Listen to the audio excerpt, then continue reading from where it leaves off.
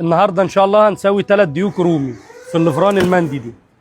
يلا بينا نتبلهم.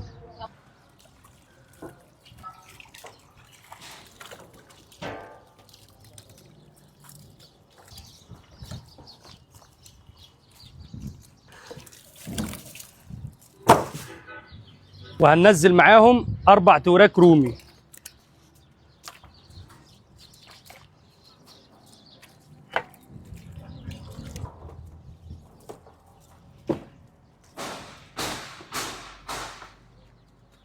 ايه اللي انت بتحطه ده يا شيخ؟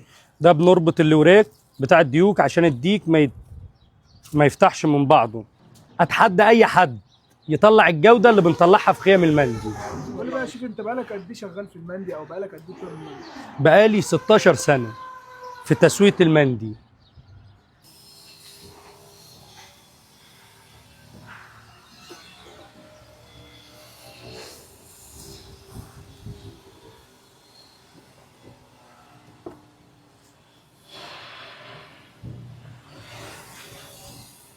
كده بقت جاهزه على التسويه بتاع المندي.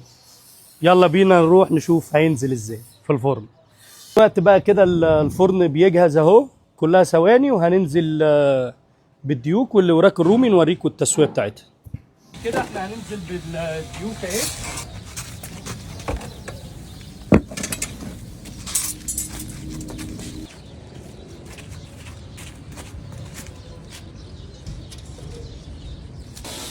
دلوقتي احنا نزلنا الديوك واللي وراك الرومي، هنستناها ساعتين. دلوقتي الساعة 3 ل 10 بالظبط، الساعة 5 ل 10 هنفتح عليها تبقى 10 على 10.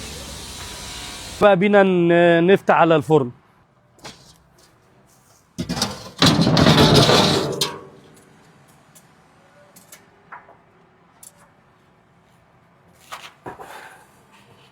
بسم الله ما شاء الله، حاجة يعني آخر جمال.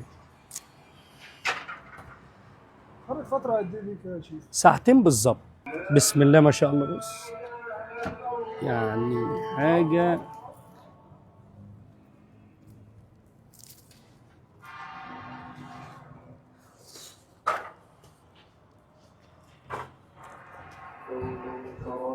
كده ان شاء الله انتهينا من تسوية الديوك الرومي، وانتظرونا في حاجات تانية كتير.